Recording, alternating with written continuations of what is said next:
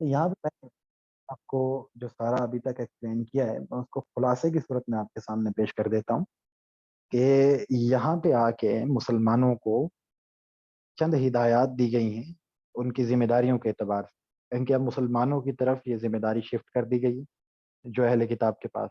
اور سب سے پہلی ذمہ داری کے اندر کیا ہے، سب سے پہلا جو قدم اختیار کرنا ہے، جو سب سے پہلا اقدام اٹھانا ہے، وہ یہ ہے کہ بحثیت جماعت اللہ کی رسی کو تھا اور آپس میں پھر بٹو مت، ہے کہ ایک جماعت کی صورت میں اللہ کی رسی کو تھام لو اور پھر آپس میں مت بٹو۔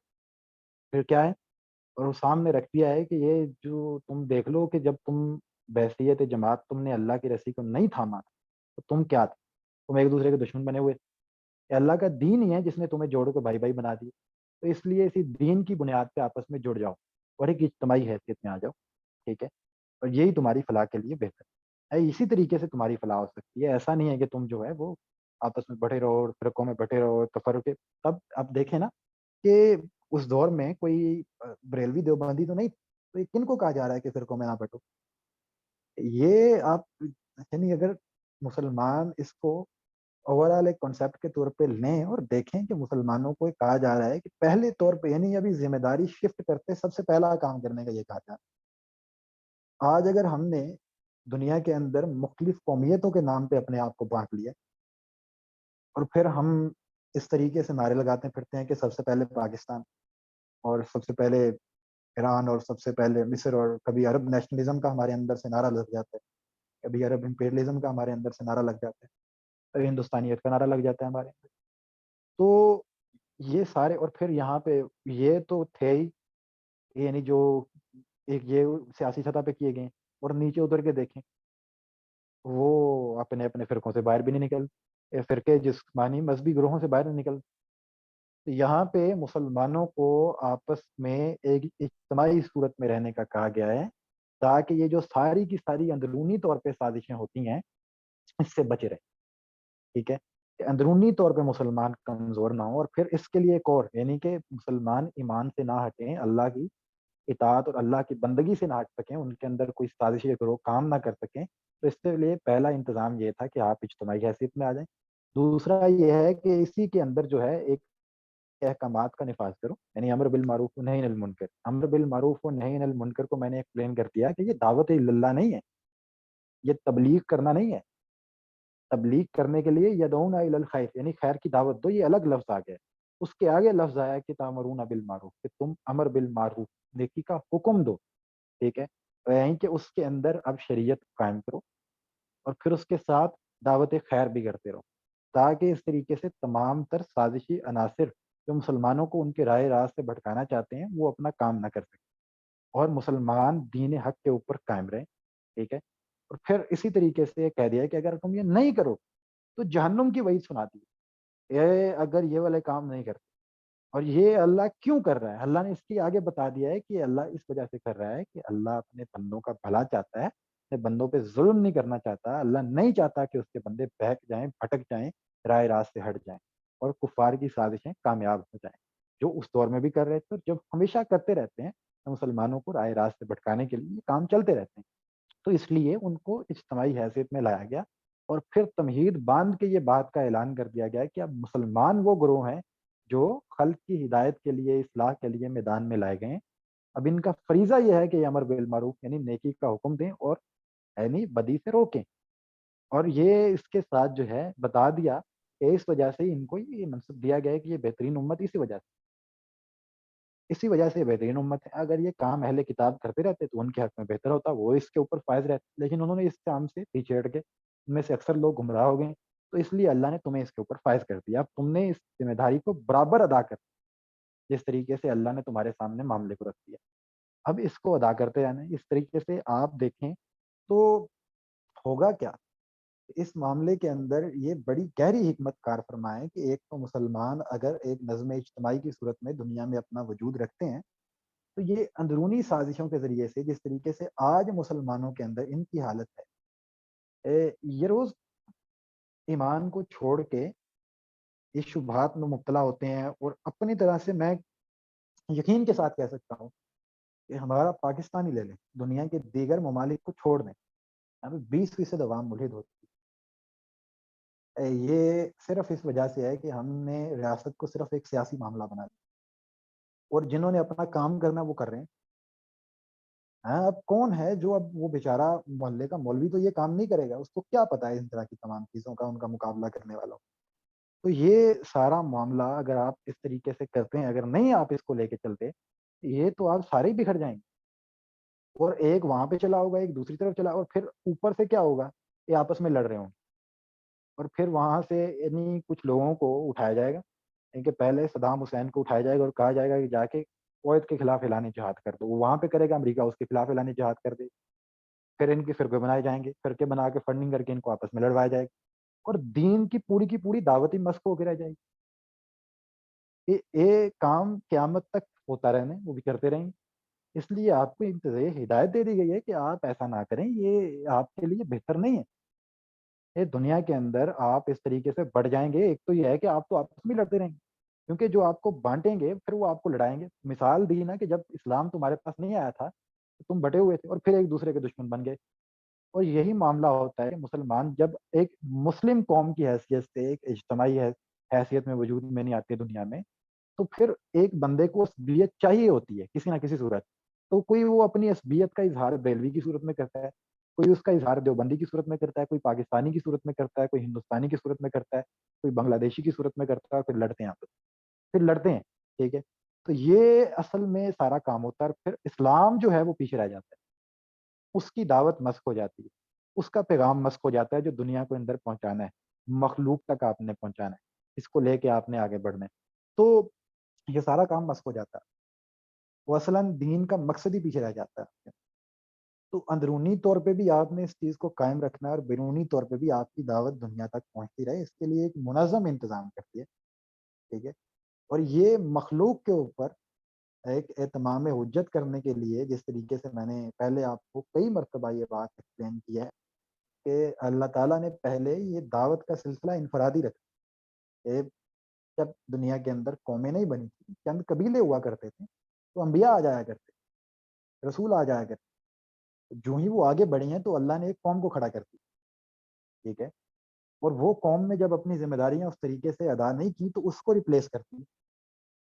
تو یہ ایک بحثیت جماعت آپ کے اوپر وہ ذمہ داری ہے جو پیغمبروں کے اوپر ہے، کہ اس دنیا کے اندر آپ نے اللہ کا گواہ بن کے رہنا. ٹھیک ہے. اللہ کے دین کا گواہ بن کے رہنا. تو اس کے لیے چند انتظامات ہیں جو آپ کو کرنے ہی کرنے ہیں، ورنہ آپ اللہ کے دین کا گواہ نہیں بن سکتے. میں آپ کے سامنے سوال کرتا ہوں کہ آج کے دور میں ہم میں سے کتنے ایسے لوگ ہیں جو اللہ کے دین کے گواہ ہیں؟ یہاں پہ چلے جائیے، وہ بریلویت کے گواہ ہوں گے، وہ دیوبندیت کے گواہ ہوں گے. اس کے لیے روز مناظرے چل رہے ہیں، اس کے لیے روز جھگڑے چل رہے ہیں. یہاں پہ ایک جو وہ دائی ہیں جو پاکستان کے واریئرز بنے ہوئے ہیں. تو یہ سارے معاملات ہیں، لیکن یہ مسلمان ایک دائی قوم بن کے نہیں کھڑے ہوئے. ایک اپنے حیثیت سے جو ان کا اصل ذمہ داری تھی ان کو پتہ بھی نہیں ہے، اور وہ پتہ چلی بھی نہیں ہے. وجہ کیا ہے؟ وجہ یہ ہے کہ ان کو دوسرے معاملات کے اندر وہ رچ گئے ہیں، اور جو اصل اس کا محرک تھا یہ سارا کام کرنے کا، اس کو بھی پیچھے چھوڑ دیا، اس کو بھی ایک محض سیاسی معاملہ بنا کے رکھ دیا. تو اس لیے یہ بہت ضروری ہے یہ کام کرنا، ادروائز دنیا کے اوپر اتمام حجت کا کوئی ذریعہ باقی نہیں رہے گا. اور روز آخرت اللہ تعالیٰ یہ آپ کو پوچھ لیں کہ جس طریقے سے اپنا اللہ تعالیٰ پیغمبروں کو کھڑا کریں گے نا روز آخرت، اور ان سے سوال کریں گے، تو پوچھیں گے کہ کیا تم نے پہنچا دیا، کیا تم نے پہنچا دیا، کیا تم نے اپنی ذمہ داری ادا کر دی؟ کہیں گے کہ بالکل کر. جب پیغمبر ہم سے پوچھیں گے تو ہم کیا کہیں گے کہ ہمیں تو ذمہ داری کا پتہ بھی نہیں. تو یہ اصلاً ایک اتنی بڑی ذمہ داری ہمارے اوپر ڈال دی گئی ہے، اس کے لیے چند انتظامات کرنے کا کہا گیا ہے، وہ بہت ضروری ہیں. اور اسی طریقے سے پھر وہ بتایا گیا آخر میں جا کے کہ اس کے ساتھ آپ دعا کرتے رہیں کہ یہ سب کچھ آپ کو اس لیے نہیں کیا گیا جس طریقے سے غلط فہمی یہاں پہ آ گئی ہے کہ آپ کو کوئی دنیاوی ترقی دے دیں، یا آپ کو دنیا کے اندر کوئی ایک جو ہے وہ مال و دولت کے ساتھ آپ کو غنی کر دیں اور جو ہے آپ کی ٹھاٹ باٹ ہو جائے. بلکہ یہ آپ کو دعوت کے سلسلے میں کہا گیا ہے. دنیا کے اندر آپ کی موجیں نہیں لگنی. وہ دنیا کے اندر جن قوموں کی موجیں لگی ہوئی ہیں جو اپنا سود خوری کے اوپر اپنا نظام چلا رہے ہیں، یا وہ بدکاری کے اوپر اپنا معاشرہ چلا رہے ہیں، تو ان تمام تر چیزوں کی طرف دیکھ کے تم نے وہ دیگر ملکوں کی طرف دیکھ کے تم نے نہیں ڈر جانا. یہ نہ ہو کہ ان کی طرف دیکھ کے جو ہے تم مغلوب ہو، اپنا جو ہے مرعوب ہو جاؤ، اور ان کی طرف دیکھ کے تم دھوکہ کھا جاؤ. تو اللہ نے بتایا کہ نہیں، یہ صرف چند دوست کی ہیں، یہ کام ساری ان کی لذتیں ہیں، یہ ختم ہو جائیں گی اور بعد میں یہ جہنم میں ڈال دیے جائیں گے۔ تو تم نے جو ہے اپنا جو سارا رخ ہے وہ اللہ کی بندگی کی طرف رکھنا ہے اور اسی کی بندگی کے اندر رہنا ہے۔ اور اگر تم یہ رہو گے اللہ کی بندگی کے اندر تو پھر یاد رکھو کہ تمہارا اجر اللہ کے پاس ہے، وہ سب سے بہترین اجر وہی ہے۔ اور آخر میں کہہ دیا ہے کہ اب صبر کرو اور اہل باطل کے مقابلے میں یعنی استقامت دکھاؤ۔ یہ جو آخری آیت ہے اگر آپ اس کو پڑھیں کہ یا ایھا الذین آمنوا اصبروا الصابروا والرابطوا واتقوا اللہ لعلکم تفلحون۔ اے لوگوں جو ایمان لائے ہو، صبر سے کام لو، باطل پرستوں کے مقابلے میں پامردی دکھاؤ، حق کی خدمت کے لیے کمر بستہ ہو جاؤ اور اللہ سے ڈرتے رہو، امید ہے کہ فلاح پاؤ۔ یہ ذمہ داریاں ہیں آپ کی اور اس کے دوران یہ سارا کام ہونا ہے۔ یہ سارا اس کے اندر جو جہاد کے مارکے گنوائے گئے ہیں، یہ آگے بھی آپ نے اس دعوت کو لے کے پڑھا۔ یہ یعنی دنیا کے اندر اس کے لیے آپ کو تلوار اٹھانی پڑی تو آپ نے تلوار اٹھانی، اس کے لیے آپ کو جنگ کرنی پڑی تو آپ نے جنگ کرنی، اس کو پھیلانے کے لیے، یہ دین کے پیغام کو عام کرنے کے لیے، یہ دنیا کے اوپر حجت تمام کرنے کے لیے۔ تو اس کے اندر اللہ کی طرف سے بھی نصرت کی، اللہ تعالیٰ کی طرف سے خبر ہے کہ اللہ نصرت کرے گا۔ تو یہ ذمہ داریاں ہیں، ان ذمہ داریوں کے تقاضوں کے ساتھ ہے سارا کچھ موقوف ہے۔ اگر پیچھے ہٹ جاتے ہیں اور صرف اپنی ہی انٹرسٹ کی وجہ سے کرتے ہیں تو یاد رکھیں کہ یہ سارا کام ختم ہو جائے گا، کھیل ختم ہو جائے گا اور ہو گیا ہے تقریباً آج کی دنیا میں۔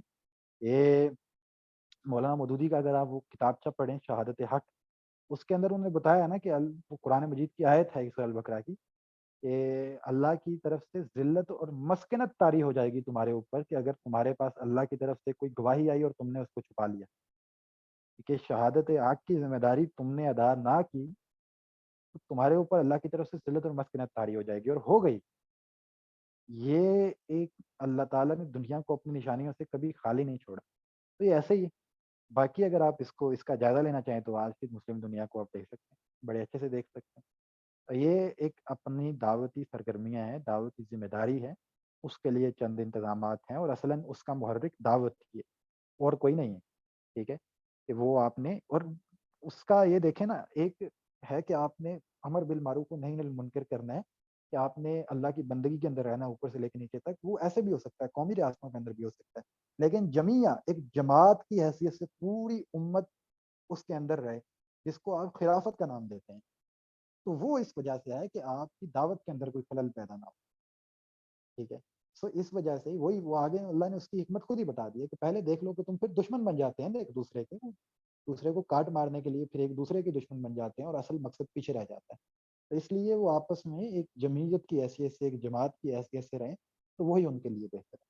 تو یہ ہمارے یہاں پہ شروع سے معاملہ بھی ایسے ہی چلتا آ رہا ہے، کوئی نئی بات نہیں ہے یہ ہمارے شروع سے ہی دو تقسیمیں چلتی آ رہی ہیں، دارالاسلام کی، دارالکفر کی، اور اس کے بعد یہ اس کی تجدید ہوتی رہی ہے اور پچھلی صدی میں آ کے اس کی مزید تھوڑی تجدید ہوئی ہے اور موجودہ دور کے اندر حالات حاضرہ کے تقاضوں کے مطابق اس کو بتایا گیا ہے۔